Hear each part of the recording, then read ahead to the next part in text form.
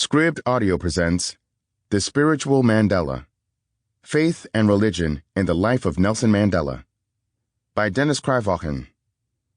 Read for you by Cary, Hite.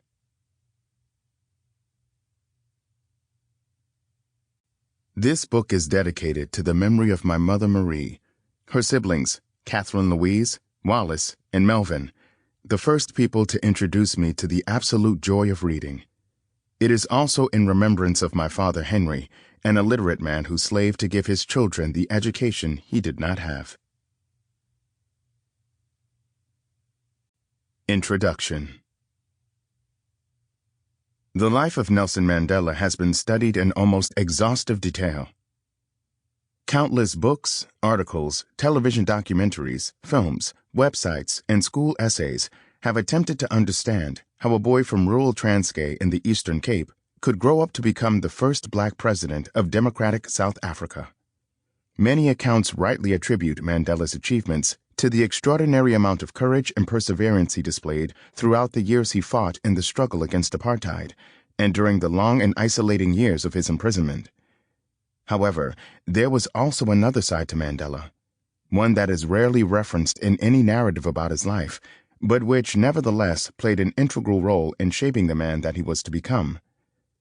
While he never revealed it publicly and only rarely referred to it in private to individuals outside of his family and close circle of friends, Mandela's spirituality and the Methodist beliefs he adopted in childhood were inseparable aspects of his character and went a long way towards informing his personal philosophy and some of his most important political decisions.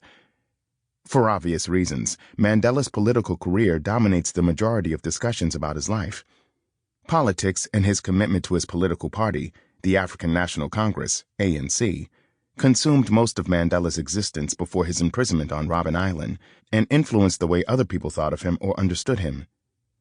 For many years, to both black and white South Africans, he was, before anything else, Nelson Mandela, the political activist, the man who was prepared to give up his life in the fight for black South Africans' freedom.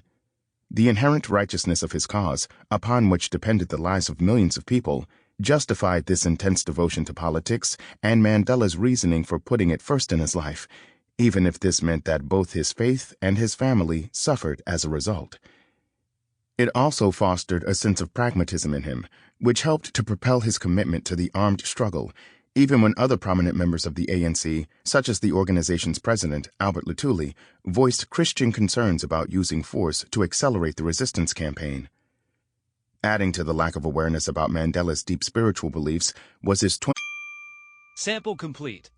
Ready to continue?